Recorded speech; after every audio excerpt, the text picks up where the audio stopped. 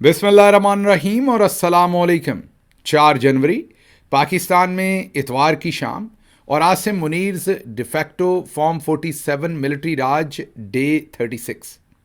याद दहानी, अगर अभी तक इस यूट्यूब चैनल को सब्सक्राइब नहीं किया तो ज़रूर कीजिए ताकि आप हमारी आवाज़ को मजबूत बना सकें। अब चलते हैं आज की अहम खबरों की तरफ और सबसे पहली खबर आपके सामने वाशिंगटन डीसी से रखते हैं, जहां पर बदकिस्मती से मोईद पीरजादा साहब के घर पर आग लग गई, आग भड़क उठी। बहुत ही पुरसरार सा वाक़या हुआ है। कोई समझ नहीं आई कि ये सब कुछ क्या हुआ है, क्योंकि आज शाम हम एक डिनर पर इकट्ठे थे। एन उस वक्त जब हम डिनर पर थे तो मोईद पीरजादा साहब को एक फ़ोन आया जिसमें उनकी छोटी बेटी जो है उसने इंतहाई परेशानी के आलम में फ़ोन किया कि बाबा घर वापस आएँ, घर को आग लग गई है। बच्ची ने समझदारी ये की कि उन्होंने मोईद पीरजादा को फ़ोन करने से पहले जो एमरजेंसी सर्विसेज है 911 उनको फ़ोन कर दिया। बहरहाल मोईद साहब हमारे एक और मुश्तरका दोस्त के साथ वहाँ से फ़ौरी तौर पर रवाना हुए। कुछ और मेहमान थे, मैंने ज़ाहिर है फिर उनको हैंडल करना था क्योंकि वो जा रहे थे मोईद साहब, तो फिर उन मेहमानों के साथ मुझे वहाँ रुकना पड़ना था और वो वहाँ से रवाना हुए। फ़ोन पर मेरा उनसे रब्ता रहा। जब वो घर पहुँचे तो उससे पहले ही एमरजेंसी सर्विसेज जो हैं वो वहाँ पहुँच चुकी थी और अपना काम शुरू कर चुकी थी। आग जो है वो मेरा ख़्याल है घर के गैराज से या उसके पास से, उस इलाके से, मुल्हक्का इलाके से शुरू हुई और वो घर के अंदर की तरफ चली गई। अगर एमरजेंसी सर्विसेज थोड़ा सा भी और लेट होती तो शायद पूरा घर ही जल के जो है वो खाक हो जाता। बहरहाल एमरजेंसी सर्विसेज ने बहुत ही बरवक्त रिस्पॉन्ड किया और बहुत ही आप ये कहिए कि क्विकली उन्होंने आग के ऊपर काबू पाया। ज़ाहिर है उनकी ट्रेनिंग भी है और एक पूरा सिस्टम डिज़ाइंड है, उसकी ड्रिल्स होती रहती हैं। कई दफ़ा हम अनॉयड भी होते हैं अमेरिका में या और भी बहुत सारे मुल्कों में जब इनकी ड्रिल्स होती हैं और रोड ब्लॉक की जाती है उस पर्पज़ के लिए, या शोर भी सुनाई देता है, लेकिन ड्रिल्स भी की जाती हैं बार बार कि आपने वक्त पर कैसे पहुंचना है और पहुंचकर आपने आग पर काबू कैसे पाना है। लेकिन उन ड्रिल्स का फ़ायदा भी होता है जब रियल सिनारियोज़ डेवलप होते हैं और चैलेंजेस होते हैं। लेकिन बहरहाल उसके बाद दोबारा हम ज़ाहिर है हमारी मुलाकात हुई इस सारे वाक़े के बाद। तो सब कुछ जब मुझे पता चला कि किस तरीके से कितना नुकसान हुआ, सब कुछ चलें, ये तो असल बात तो ये कि वो और उनका ख़ानदान सेफ़ हैं। उनकी बेटियां, बेगम उनकी है नहीं आजकल मुल्क के अंदर, वो मुल्क से बाहर हैं, तो वो और उनकी बेटियां घर पर थी और वो सेफ़ हैं। सबसे अच्छी बात तो ये है। बाकी सामान और दूसरी प्रॉपर्टी वो तो बन जाती है, आनी जानी चीज़ है, जान है तो जहान है। तो सबसे अच्छी बात तो ये कि वो और उनके बच्चे सेफ़ हैं। अब ये बहुत ही एक हैरान कुन किस्म का पैटर्न है। आपको पता ही है इससे पहले जो कुछ यूके में हुआ आदिल राजा शहजाद अकबर के साथ, और उसके बाद अब मोईद पीरजादा साहब के साथ। लेकिन ये कुछ ऐसा भी नहीं कि ये अनहोनी है। अनहोनी का मतलब ये है कि हमें इसका अदराक नहीं। मसलन हमें जो बहुत सारी अथॉरिटीज़ हैं जो इन चीज़ों पर नज़र रखती हैं, उन्होंने मुझे भी और मोईद पीरजादा साहब को भी बहुत पहले से मोहतात रहने को कह दिया हुआ है, या कहा है कि आप मोहतात रहिए। और यही उनकी ताकीद है कि अगर कोई ऐसा मामला भी हो तो फौरी तौर पर एमरजेंसी सर्विसेज को फ़ोन करें या फिर जो नंबर हमारे पास हैं उन पर रब्ता करके बताया जाए। ये सब कुछ जब ये होना शुरू हुआ है तो इससे पहले ही, क्योंकि वजह मैंने आपको बता दी है, वजह एक है, आप नाम लेकर तनकीद करेंगे। अगर आप नाम लेंगे तो फिर आप मुसीबत में। अगर आप नाम नहीं लेते फील्ड मार्शल साहब का, वैसे आप कुछ भी तनकीद करें कोई मसला नहीं है। फिर आपको सारी सहूलतें हैं, आप अपनी सफरी सहूलतें भी इस्तेमाल कर सकते हैं, आप अपने बाकी मामलात भी। लेकिन अगर आप नाम लेंगे तो फिर आपको, अब जाहिर है मेरे पास कोई ऐसा सबूत तो नहीं कि मैं ये कहूँ कि ये उन्होंने करवाया या फ़लाँ ने कराया है। ना ही मोईद साहब ने ऐसी कोई स्पेकुलेशन की, ना ही शहजाद साहब ने, क्योंकि ये तो अब पुलिस का काम है, लॉ इन्फोर्समेंट का काम है डिटरमिन करना कि जो भी ये सारे वाक़यात हुए हैं उसके पीछे कौन है। लेकिन हम तो बात कर रहे हैं जो प्रेशर डाला जाता है, ओवरऑल जो डिज़ायर और डिमांड की जाती है वो एक ही है कि नाम ना लें। अब इस सारी सूरत हाल में क्योंकि मुझे तो अंदाज़ा था, तो मैंने अपने आप को बहुत महदूद कर लिया हुआ है और मैंने अपनी रेजिडेंस भी चेंज की। मैं चेंज करता रहता हूँ, बहुत रिपीटेडली चेंज करता रहता हूँ इन्हीं सारी चीज़ों से बचने के लिए, क्योंकि अंदाज़ा है ये दोस्त ज़रा उतनी तेज़ी से शायद रेजिडेंस को उस तरह चेंज, क्योंकि आसान भी नहीं है, ज़ाहिर है उतनी तेज़ी से चेंज नहीं कर पाए या नहीं कर सकते, क्योंकि जैसे मैंने कहा कि आसान काम तो नहीं है। तो इसलिए शायद ये वजह है कि मैं अभी तक बचा हूँ, लेकिन किसी दिन भी नंबर आ सकता है। लेकिन ये मेरा आपसे वादा है कि जब तक ज़िंदगी है اور جب تک اللہ نے یہ آپ یہ کہیے کہ زندگی دی ہوئی ہے وہ تو اللہ کے ہاتھ میں کب تک ہے. جب تک یہ دی ہوئی ہے تو جو آپ سے ایک کمٹمنٹ ہے کہ سچ بولیں گے اور آپ کے سامنے جو میرا ضمیر کہتا ہے کہ یہ درست سائیڈ ہے اور سچ ہے وہ آپ کے سامنے رکھتے رہیں گے. بہرحال اس میں کوئی شک نہیں کہ یہ جو کچھ آج موحد صاحب کے ساتھ ہوا، پہلے ہوا دوستوں کے ساتھ UK میں، شہزاد صاحب، عادل صاحب اور دوسرے لوگوں کے ساتھ، یہ کوئی میں نے جیسے آپ کو کہا انہونی نہیں ہے. یہ اب سے بہت دیر پہلے ان ساری چیزوں کا ادراک بھی ہو گیا تھا. بہت سارے جو آپ یہ کہہ لیجئے کہ ادارے ہیں ریلیونٹ، ان کو بھی اس کا ادراک ہے کہ کیا کچھ ہو سکتا ہے اور کیسے اس سے بچنا ہے، کیا کرنا ہے کیا نہیں کرنا، کہاں جانا ہے کہاں نہیں جانا. تو اس میں آپ کو بہت زیادہ محتاط ہونے کی ضرورت ہوتی ہے. جتنا آپ محتاط ہو لیں اس میں کچھ نہ کچھ بچت. لیکن بہرحال پھر بھی آخر آپ جتنا بھی محتاط ہوں گے، اینڈ آف دا ڈے اگر آپ کی قسمت میں کچھ لکھا ہوا ہے تو وہ ہونا ہی ہونا ہے. تو پھر جو بھی ہوگا دیکھا جائے گا، اللہ کی سپرد. لیکن یہ آج ایک افسوسناک واقعہ ہوا، وہ آپ کے سامنے رکھنا تھا. اور آپ کو ساری اس کا بیک گراؤنڈ بھی، کیونکہ آپ میں سے کئی لوگوں نے یہ خبر بھی سنی ہوگی، اور ظاہر ہے وہ فائر بریگیڈ کی بہت ساری جو گاڑیاں آئیں، جیسے میں آپ کو ویڈیو دکھا رہا ہوں، پھر گھر کے اندر جو آگ لگی ہوئی تھی وہ ایٹک وغیرہ میں تھی، چھتیں جو ہیں توڑ دیں، دیواریں توڑ دیں، اور کافی نقصان ہوا ظاہر ہے. تو وہ ایک الگ صورتحال تھی جو آج شام کو یہ سب کچھ جو ہے وہ ہمارے سامنے ہوا. اب چلتے ہیں ذرا آگے، اگلی خبر آپ کے سامنے رکھتے ہیں یمن سے. خبر وہاں پر یہ ہے کہ جو سعودی بیکڈ فورسز ہیں وہ لگاتار وہاں پر اس وقت ایڈوانس کر رہی ہیں، اور لگ یہ رہا ہے کہ سعودی عرب اس اپرچونٹی کو سیز کر رہا ہے، مطلب بہترین یوٹیلائز کر رہا ہے. انہوں نے جو STC کو بیک کر رہا تھا UAE، اور ان کے لیے اسلحہ بھی بھیجا تھا. UAE کہتا ہے کہ نہیں، ہم نے ان کے لیے اسلحہ نہیں بھیجا تھا، وہ ہماری اپنی فوج کے لیے تھا. پھر سعودی عرب نے یہ کہا کہ آپ اپنی فوج وہاں سے نکال ہی لیں، جو کہ UAE نے مانا اور اپنی فوج وہاں سے نکالی. اور اس اپرچونٹی پر یا اس صورتحال میں سعودی عرب نے شاید یہ فیصلہ کیا کہ وہ آل دا وے جائیں گے، وہ اس معاملے کو اب منطقی انجام تک پہنچائیں گے. تو لگاتار ایڈوانسمنٹ ہو رہی ہے. ابھی وہ جو مقلا ہے حضرموت، یمن کا جو دارالحکومت ہے مقلا، یہ پورے یمن کی بات نہیں ہو رہی ہے، حضرموت کے دارالحکومت کی بات ہو رہی ہے. یمن کا تو ظاہر ہے صنعا ہے. تو مقلا میں اب وہ داخل ہو گئے ہیں جو سعودی بیکڈ فورسز ہیں، اور یہ پہلے STC کے پاس تھا، یہ خالی کروا لیا گیا. STC سے بہت سارا اسلحہ اور دوسری چیزیں بھی چھین لی گئی ہیں، اور اب وہ لگاتار وہ پیچھے ہٹ رہے ہیں. اور دیکھتے ہیں آنے والے دنوں میں اس سارے معاملے کے اندر بھی کیا ہوتا ہے. اب جو وینزویلا کے صدر، جو آپ سب کو پتہ ہے، نکولس مادورو، ان کو جو اٹھا لیا امریکہ نے، ان کی بیگم سمیت، ان کے محل سے، ان کے جو کراکس کے اندر ان کی رہائش گاہ تھی وہاں سے ہیلی کاپٹروں پر جا کر اٹھا کر لے آئے. اور وینزویلا سے اندر سے کوئی ری ایکشن نہیں آیا. وہ آپ سب کو سمجھیے کیوں نہیں آیا، ظاہر ہے اندر سے سپورٹ تھی. لیکن اب اس کے بعد سچویشن جو ہے وہ ایوالو ہو رہی ہے. شروع میں تو بہت ہی کم رسپانس آئے، ہم نے آپ کو کل بتایا تھا. اب آہستہ آہستہ بہت سارے ایسے انڈیپینڈنٹ لوگ جو ہیں وہ بھی بولنا شروع ہوئے ہیں. مثلاً امریکہ کے اندر بہت سارے امریکی جو پولیٹیشنز ہیں انہوں نے اسے خلاف قانون اور انٹرنیشنل لاز کے اگینسٹ قرار دیا ہے. سب سے ان میں بڑا جو میں یہ کہوں گا نام، ایک تو بائیڈن صاحب نے بھی اسے ایسا ہی کہا، پھر کیملا ہیرس نے بھی ایسے ہی کہا، جنہوں نے صدر ٹرمپ کا مقابلہ کیا تھا حال ہی میں جو صدارتی الیکشن ہوا تھا اس میں. اس کے ساتھ ساتھ برنی سینڈرز، وہ بھی ایک بہت بڑا نام ہے ڈیموکریٹک پارٹی کا، انہوں نے بھی اس حملے کو اللیگل قرار دیا، خلاف قانون قرار دیا. ان سب نے جو نکولس ہے اسے ڈکٹیٹر کہا، لیکن یہ کہا کہ اس کے باوجود امریکہ کے پاس یہ اختیار نہیں تھا کہ وہ جا کر ان کی سرزمین پر یہ وائلیشن کرے اور تمام انٹرنیشنل لاز کو وائلیٹ کرے.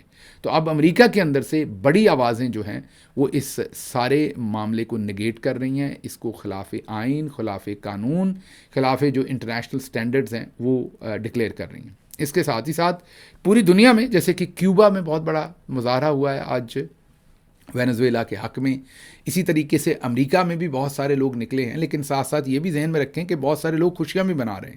ظاہر ہے جو وہاں پر نکولس مادورو کی پارٹی کے مخالف پارٹی ہوگی وہ تو جشن ہی منائے گی. تو وہ لوگ امریکہ کے اندر بھی یا کئی اور جگہوں پر بھی جشن منا رہے ہیں کہ اچھا ہوا نکولس مادورو کو وہاں سے اٹھا لیا. لیکن بہت سارے لوگ اس سپورٹ میں امریکہ کے اندر بھی مظاہرے ہوئے ہیں، کیوبا کے اندر بھی ہوئے ہیں، اور بھی بہت ساری جگہوں کے اوپر مظاہرے ہوئے ہیں جنہوں نے یہ سارا جو ایکشن ہوا ہے اس کو کنڈیم کر رہے ہیں لوگ، اور ڈیمانڈ کر رہے ہیں کہ جن کو اغوا کیا گیا ہے یا اٹھا لیا گیا ان دونوں کو، میاں بیوی کو، فوری طور پر چھوڑ دیا جائے۔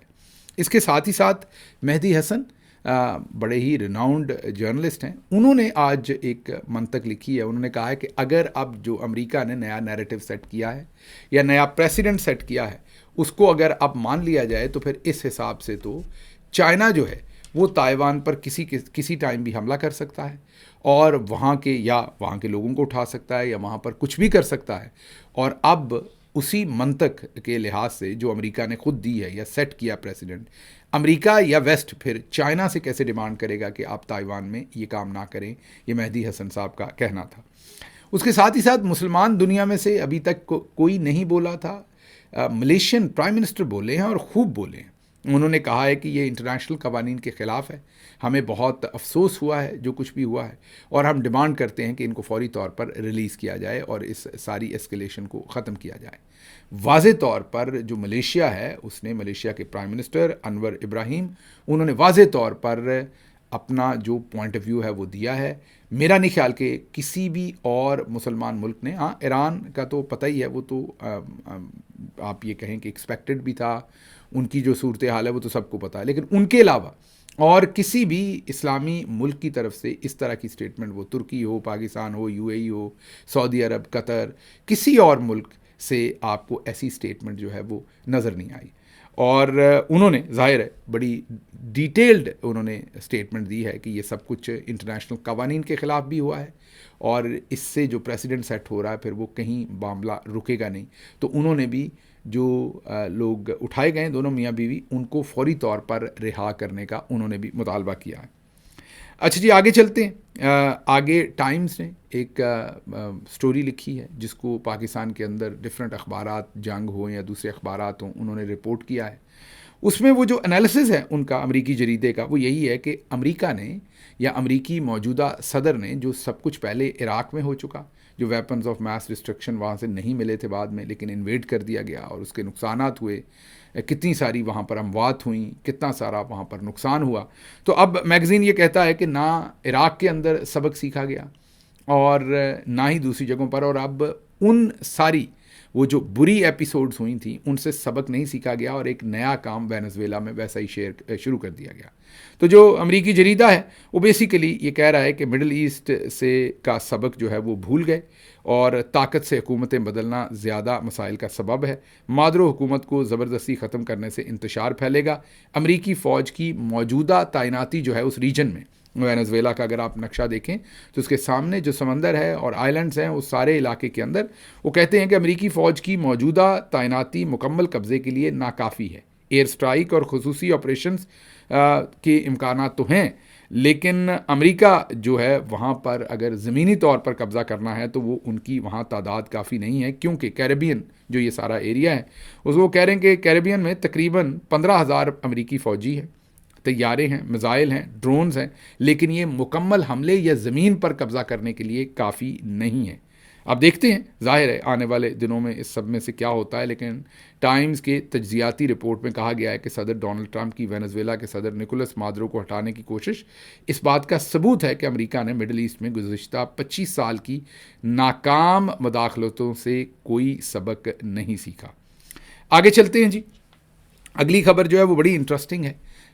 ماریا مچاڈو جو امریکہ کے بہت قریب سمجھی جاتی ہیں اور وہ نکولس مادرو کی اپوننٹ تھیں، کل بھی ہم نے کہا تھا کہ انہوں نے کہا کہ یہ لبریشن کا دن ہے، ہمیں آزادی مل گئی ہے، اور انہوں نے ساری عوام کو کہا کہ اسے سیلیبریٹ کریں۔ اب ان کو لے کر بہت ہی انٹرسٹنگ تجزیے ہو رہے ہیں کہ ان کو 2025 میں نوبیل پیس پرائز دیا گیا۔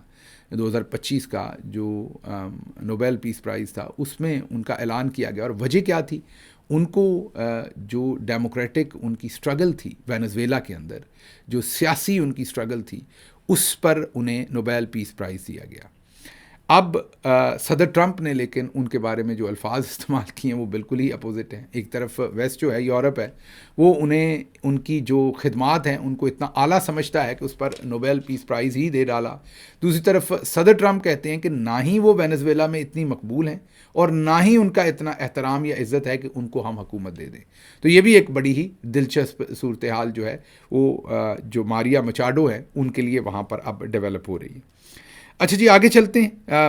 جیسے کہ پوری دنیا میں ملا جلا رجحان ہے، کوئی اسے اچھا کہہ رہا ہے، کوئی برا کہہ رہا ہے.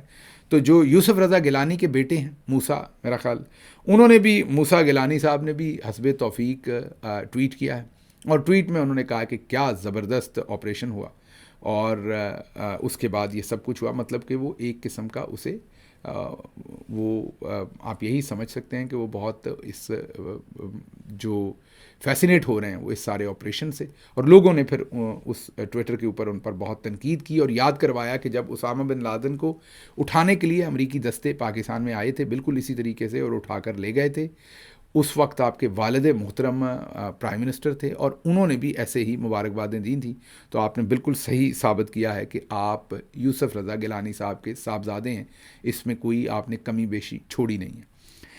اچھا جی، اگلی خبر جو ہے وہ ہم اکثر کم بات کرتے ہیں، کرنی چاہیے، ہمیں زیادہ بات کرنی چاہیے. اس پر مجھے ذاتی طور پر شرمندگی بھی ہے کہ ہم کیوں کم بات کرتے ہیں. کسانوں کی بات بہت کم ہوتی ہے، اور جتنا ظلم کسانوں کے ساتھ ہو گیا ہے اتنا شاید ہی سبھی کے ساتھ ہو رہا ہے. میں یہ نہیں کہہ رہا باقیوں کے ساتھ نہیں ہو رہا، مزدوروں کے ساتھ نہیں ہو رہا، تنخواہ دار طبقے کے ساتھ نہیں ہو رہا، لیکن جو اسپیسیفکلی ظلم کسانوں کے ساتھ ہوا ہے وہ شاید ہی کسی کے ساتھ ہوا ہے. گندم آپ دیکھ چکے ہیں، ان کی گندم 2,000 روپے میں خریدی گئی، 2,500 روپے میں خریدی گئی. آج وہی گندم تقریباً 5,000 میں ہے کیونکہ مڈل مین کے پاس وہ گندم ہے، لیکن ان سے 2,000 روپے میں، 2,500 روپے میں وہ خریدی گئی. اس کے بعد جو کچھ آلو کے ساتھ ابھی ہو رہا ہے اس ٹائم، کیونکہ افغانستان کا بارڈر بند کر دیا، اس سے آلو برباد ہو رہا ہے. اس سے پہلے جو مالٹے کے ساتھ ہوا ہے اور ابھی بھی ہو رہا ہے وہ بھی مالٹے کو بھی برباد کر دیا. اس سے پہلے جو مکئی کے ساتھ ہوا ہے، جو کپاس کے ساتھ ہوا ہے، اب جو گنے کے ساتھ ہو رہا ہے، کوئی ایک فصل ایسی نہیں ہے جس پہ جو کاشتکار ہے اس کو کوئی کسی قسم کی راحت ملے، اسے کسی قسم کی کوئی سپورٹ ملے کہ گورنمنٹ اس کے لیے کچھ کر رہی ہے. ہر جگہ پر اس کے لیے تباہی ہے. مطلب اس کو ایسا سلوک ہے جیسے وہ کسی، آپ یہی سمجھیے کہ وہ شاید کسان ہمارا نہیں کسی دشمن ملک کا ہے، اس لیے ہم اس سے اتنا برا سلوک کر رہے ہیں. اب یہ ذرا ایک ویڈیو دیکھیے اسکرین کے اوپر. یہ گوبھی آپ خود دیکھیے کہ کتنی زیادہ اس کی بے توقیری ہوئی ہوگی قیمت کے اعتبار سے، کتنا گھاٹا پڑ رہا ہوگا کسان کو کہ وہ بیچارہ اس کو کاٹ بھی نہیں رہا، وہ جانوروں کو کھانے دے رہا ہے. آپ اس سے خود اندازہ لگائیں. ابھی چند دن پہلے ہی ہم نے آپ کے سامنے 5 روپے کلو گوبھی ایک کسان جو ہے وہ پیٹ بھی رہا تھا، اپنے جسم پر ہاتھ مار رہا تھا اور بیچ رہا تھا. 5 روپے کلو گوبھی اور 200 روپے من. اب یہ جو ہم ویڈیو دیکھ رہے ہیں کہ بھیڑیں اور بکریاں جو ہیں وہ گوبھی کھا رہی ہیں اور کسان انہیں کھانے دے رہا ہے، کیونکہ اسے اگر وہ منڈی لے کے جائے گا تو اسے اس کا کوئی ریٹ نہیں ملے گا، اس لیے وہ کہہ رہا ہے کہ اچھی بات ہے جانور کھائیں. تو اس سے آپ اندازہ لگائیے کہ اس وقت پاکستان کا جو کسان ہے اس کے ساتھ ان لوگوں نے، فیلڈ مارشل عاصم منیر اور ان کے ساتھیوں نے حشر کیا کر دیا ہے. اگلی خبر جناب سہیل وڑائچ صاحب کی ہے. آج کل پے در پے وہ کالم لکھ رہے ہیں، وہ قبولیت چاہتے ہیں. کہتے تو وہ یہ تھے کہ عمران خان کی مقبولیت ہے، قبولیت نہیں ہے. عمران خان کو تو چلیں قبولیت اور مقبولیت دونوں اللہ نے دی ہوئی ہے، اور عوام میں قبولیت بھی ہے اور مقبولیت بھی ہے، لیکن آج کل سہیل وڑائچ صاحب کی اپنی مقبولیت جو ہے وہ تو ظاہر ہے مقبولیت بھی خراب ہوئی اس سارے ٹائم میں، اور جو قبولیت تھی ان کی جرنلز کے ہاں وہ بھی خراب ہو گئی. یاد کیجئے جو انہوں نے برسلز کے اندر جب وہ بیلجیم میں فیلڈ مارشل کے ساتھ وہاں ان کی ملاقات ہوئی تھی، اور وہاں پر انہوں نے ایک آرٹیکل لکھ دیا تھا جو فیلڈ مارشل کے بھی گلے پڑ گیا اور ان کے بھی گلے پڑ گیا.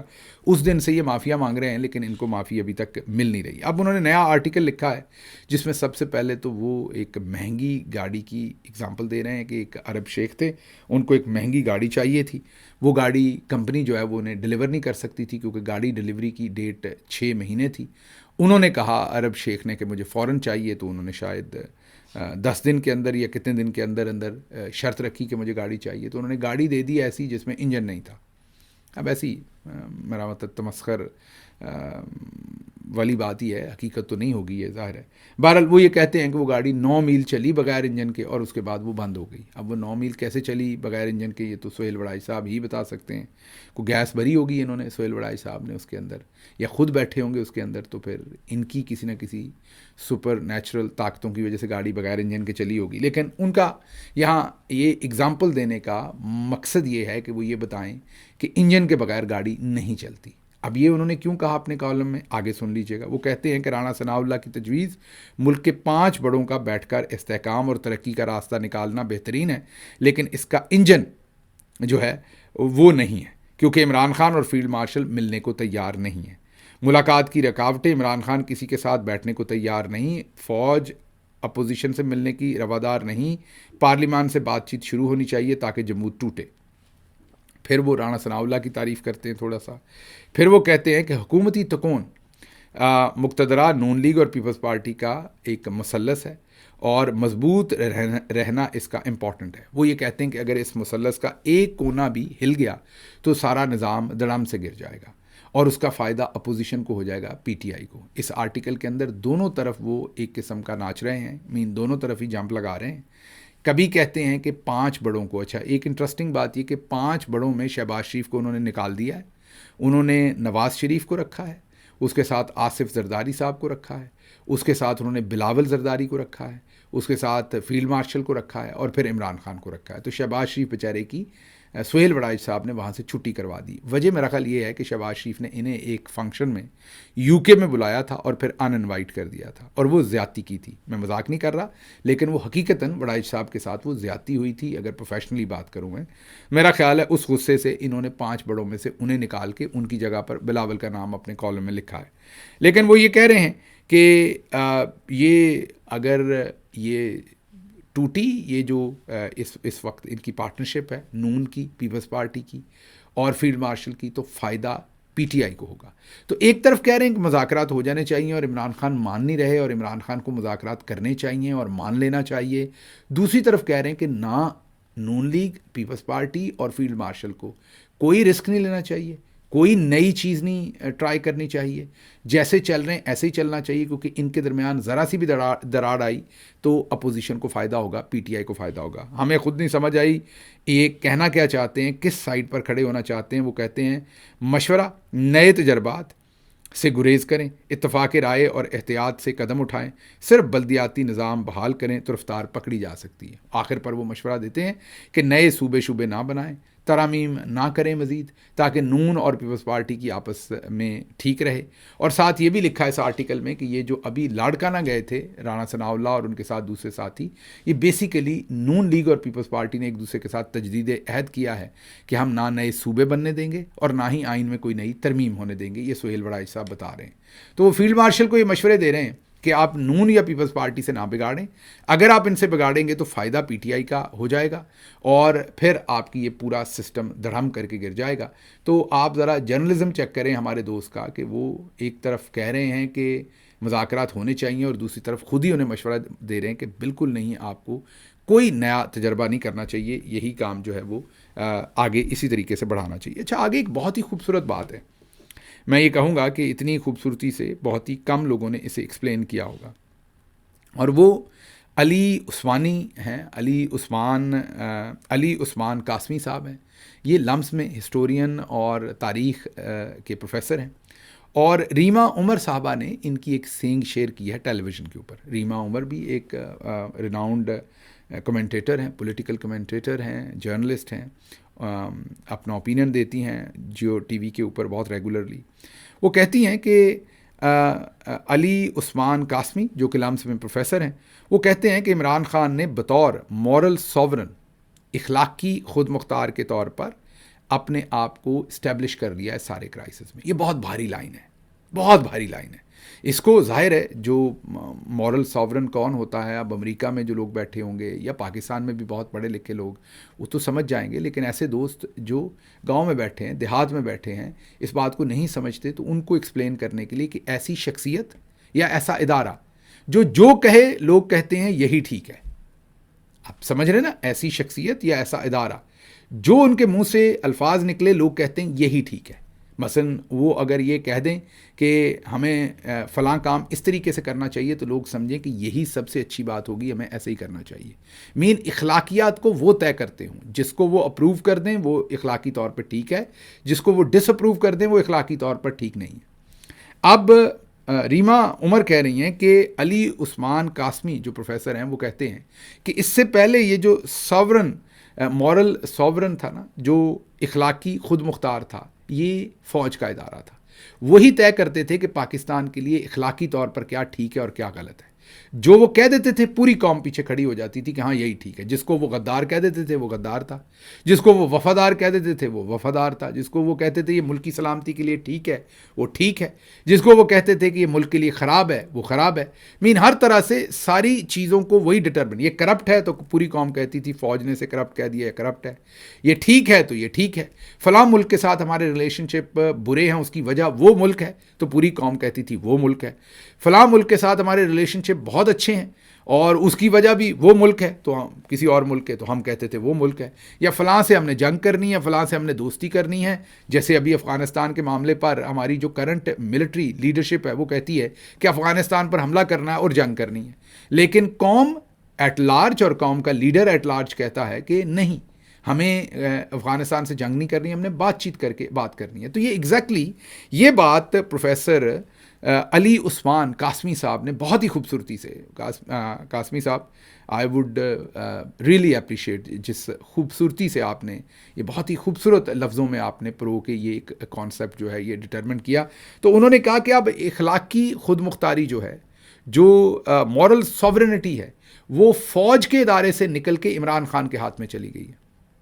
عمران خان نے اپنے آپ کو مورل سوورن کے طور پر اسٹیبلش کر لیا ہے. اب لوگ عمران خان کی طرف دیکھتے ہیں کہ پاکستان کے لیے کیا بہتر ہے. جو عمران خان کہتا ہے وہی لوگوں کو اخلاقی اعتبار سے بہتر چیز لگتی ہے. اس کی وجہ بڑی سیدھی ہے.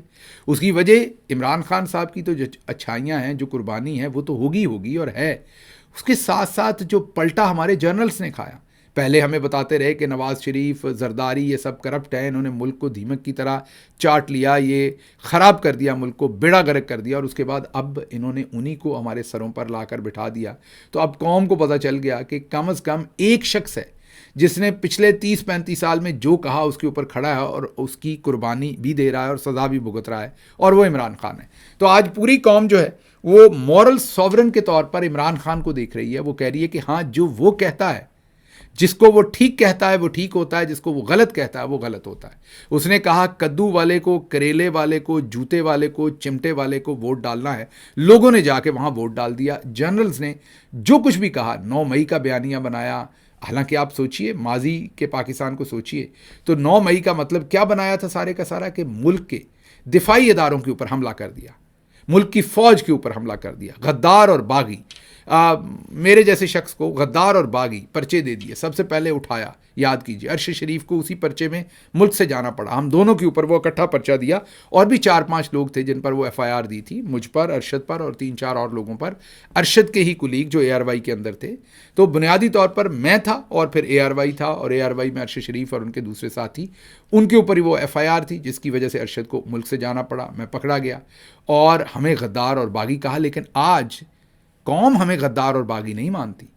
قوم نہیں کہتی کہ ہم نے غداری اور بغاوت کی, لیکن ماضی میں فوج جس کو بغاوت, باغی اور غدار کہتی تھی وہ چل جاتا تھا.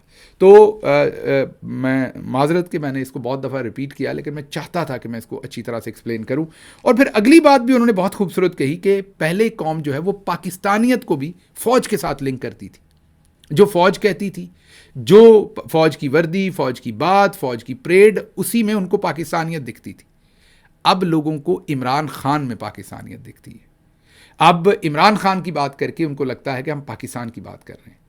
تو آپ کو یاد ہے میں نے ایک دن کہا تھا کہ یورپ میں, امریکہ میں آپ کو یہ کوششیں نظر آئیں گی, ہوتی ہوئی ایسی کوششیں, کہ آپ 14 اگست منائیں, آپ فلڈ ریلیف پہ بات کریں, آپ عیدی صاحب کا کچھ کریں, آپ کانسرٹ کریں, آپ اپنا کا کوئی فنکشن کریں, کچھ بھی کریں, عمران خان کا نام نہ لیں, باقی آپ جو کچھ مرضی کریں. کیونکہ لوگوں نے پاکستانیت کے ساتھ عمران خان کو جوڑ لیا ہے. اوورسیز پاکستانی اسپیشلی, اور پاکستان کے اندر بھی, یہ نہیں کہ اندر نہیں ہے. عثمانی صاحب یہی تو کہہ رہے ہیں کہ اب پاکستانیت بھی عمران خان کے ساتھ جڑ گئی ہے, جو پہلے فوج کے ادارے کے ساتھ جڑی ہوئی تھی. اور وہ کوئی عمران خان نے ان سے چھینی نہیں ہے، میرے خیال میں انہوں نے خود ترک کی ہے، حرکتیں ایسی کی ہیں کہ وہ ان کے ہاتھ سے وہ چیز چلی گئی ہے. تو اس لیے یہ دونوں بہت ہی بھاری کانسیپٹس ہیں. اگر آپ سمجھ پائے ہوں، میں ضرور چاہوں گا کہ آپ ضرور کامنٹس لکھ کر میری مزید اس پر رہنمائی کریں کہ آپ کو یہ مورل سوورن اور پاکستانیت جو لوگوں نے عمران خان کے ساتھ جوڑ لی ہے، اس پر آپ کیا کہنا چاہیں گے. مجھے یہاں سے اجازت دیجیے. اللہ آپ کا حامی و ناصر ہو. پاکستان زندہ باد.